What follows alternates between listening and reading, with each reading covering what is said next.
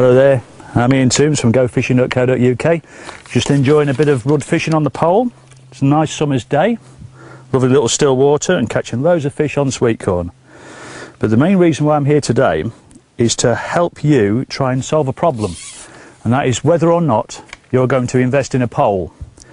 Because if you're like me, about 15-18 years ago I bought my first pole, and it took me months to decide whether or not I wanted one, and I'm very pleased I did.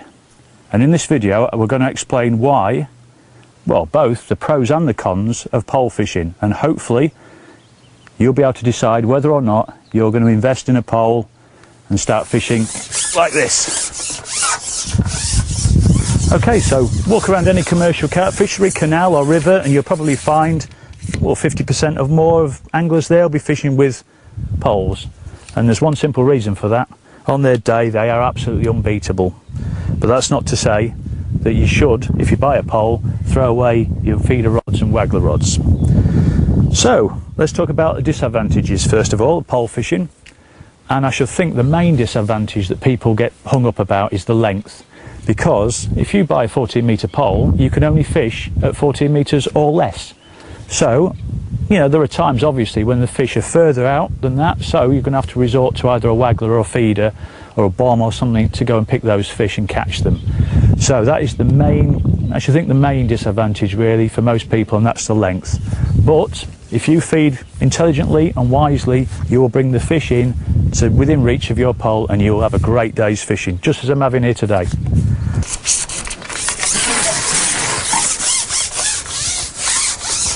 Another disadvantage of pole fishing is the cost. Now, nowadays you can pick up a waggler rod, a real decent waggler rod for, well, I don't know, 39, 40, 50 pounds or so. But if you want a decent pole, you're talking in the region of, well, I would say 450, 500 pounds for a real decent 13-metre, say, carbon pole with a decent amount of top kits. So there's that to consider, and a lot of people out there are desperate to try pole fishing, just haven't got the amount of money to do it. So that's one disadvantage. Another disadvantage is the fact that a lot of people class poles as a sort of a match fishing technique, but believe me, they're not. When you, I mean, like take today for example, I'm out here having obviously making a video, but fishing at the same time. It's not a competitive day, but I'm having a great day, catching a few fish. Another little rud on now, albeit small, but you know, it's a great day's fishing. So, you know, a lot of people think that match angler's technique, but it's not. You know, you can have a great day's pleasure fishing with a pole. In fact, my best day's fishing ever was with a pole. And the fourth disadvantage is the fact that a lot of people think that poles are only for catching small fish like this. But believe me, if you get a power pole with powerful hooks, powerful line, powerful elastics, and fish the right places at the right time, you can catch 10, 12, 15, even 20 pound carp. They're there in almost every single commercial fishery, just living around the edge. Feed carefully, feed wisely, and you can catch them. So, yeah, although some people think it's a disadvantage as to the size of fish you can catch, but the fact of the matter is, if you rig yourself up with the correct gear, you can catch some monstrous fish. So that's the four disadvantages that I can think of. Now let's cover the advantages. The first, I would say, is accuracy. Now, with a feeder rod, or a bomb rod, or a waggler rod, when you're plumbing up, you know, you attach a heavyweight plummet and cast it out. Whee! Cast it out, and you know, you'll be able to find the depth, that's fine. But the fact of the matter is, you'll never really find the exact depth. Lovely rod, that, lovely rod. What I mean there is, when you're casting a feeder rod or a waggler rod out, you don't really know exactly how far out it is. You know, you'll be able to clip on your plummet, cast out, and if your float goes under, obviously you're under depth there, whatever. But you don't exactly know the complete topography of the bottom of the river or lake or canal, because you'll get a vague idea of what the depth is, but you'll never be able to tell for definite. With a pole, if you clip on a decent sized plummet, such as this, for example, a real heavyweight plummet like that, and drop it in, you can just work the plummet a little bit further out, a little bit further out, a little bit further out, and you'll be able to pick up the tiny little indentations and little dips. Now, it might not seem much to me, the likes of me and you, but a little tiny dip, just a few inches deep on the bottom of a featureless lake can mean the world to a fish, because that's where all the grub's going to fall, and just it'll drift there with all the undercurrents and what have you, and that'll be a great feeding zone for a fish. So with a pole you can find little bits and pieces like that, but you couldn't do it with a waggler rod or a feeder rod. So that is a key advantage of pole fishing. Now the second advantage, which goes along the same sort of lines, is accuracy when feeding.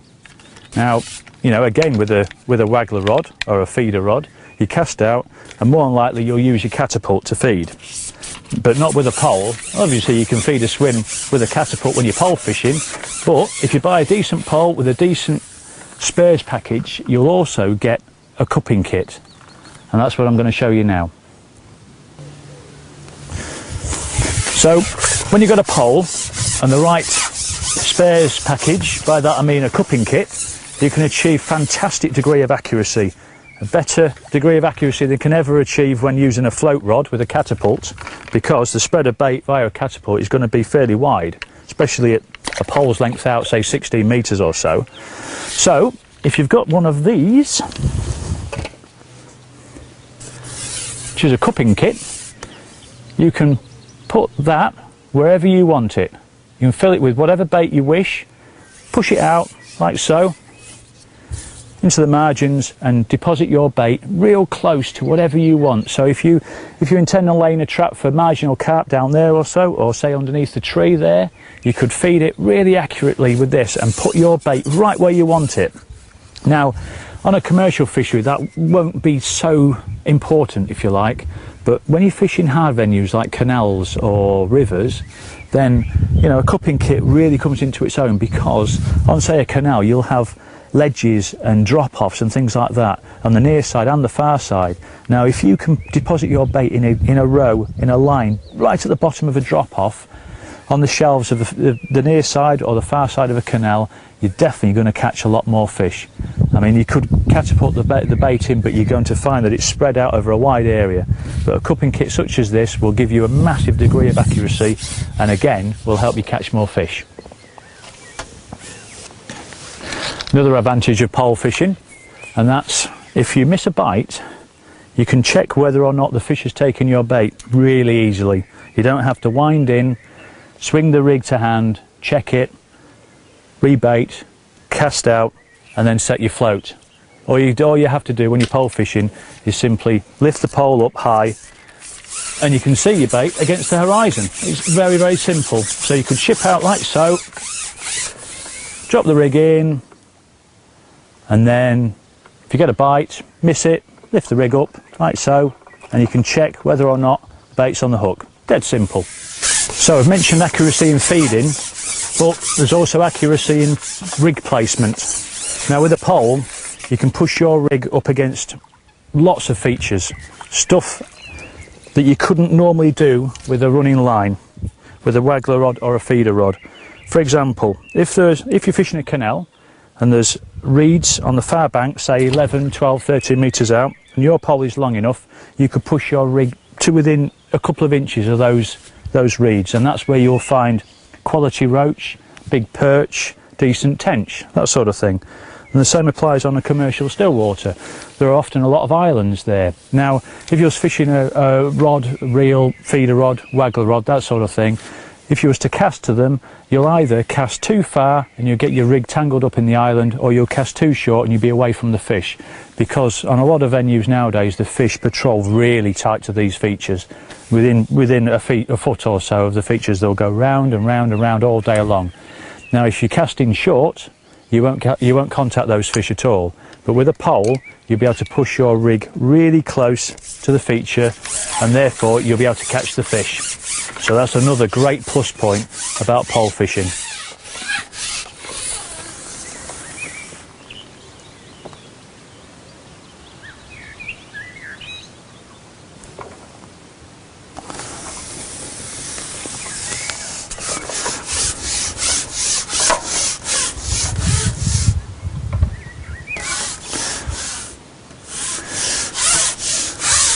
Delicacy is another positive point that poles have. I mean, you know, in the summer, autumn, you'll be fishing heavy gear, you know, heavy hooks, that sort of thing, heavy lines, heavy elastics. But when the time comes to fine down, it's ever so easy to do with a pole. You know, you just simply replace the elastic, and then you can use finer lines, finer hooks to catch smaller fish when the going's tough. But if the rods and the reels that you own are power rods and reels intended for catching carp, then when the time comes to fine down, you might find the best thing to do would be to invest in a different setup altogether, and that's going to cost you a lot of money. So there's a delicacy aspect to pole fishing which really comes into play with a lot of people, especially match anglers, when they're fishing lots of different venues at different times of the year. Oh, that's nice. Nice bream. So yeah, with delicate gear, light elastics, you could catch fish like that all the way through the year. Another key advantage is stealth. Now, as I was saying earlier about fishing tight to features, now if you was to cast a feeder towards those features, you're going to make a pretty big splash, I expect, because you're going to need to cast a decent weight to reach the feature accurately. So chances are you're going to make a big splash, so you might spook the fish. But not when you're pole fishing. You can ship your rig out, you can deposit bait very, very quietly using that cupping kit I mentioned earlier, and then bring it back, put your rig back on, push it out again, and then you can very, very gently, very quietly, very stealthily drop your rig where you want it, and the fish might only be inches away, you wouldn't know the difference, and your bait will drop right in front of the nose, and that's it. That's another fish in the net for you.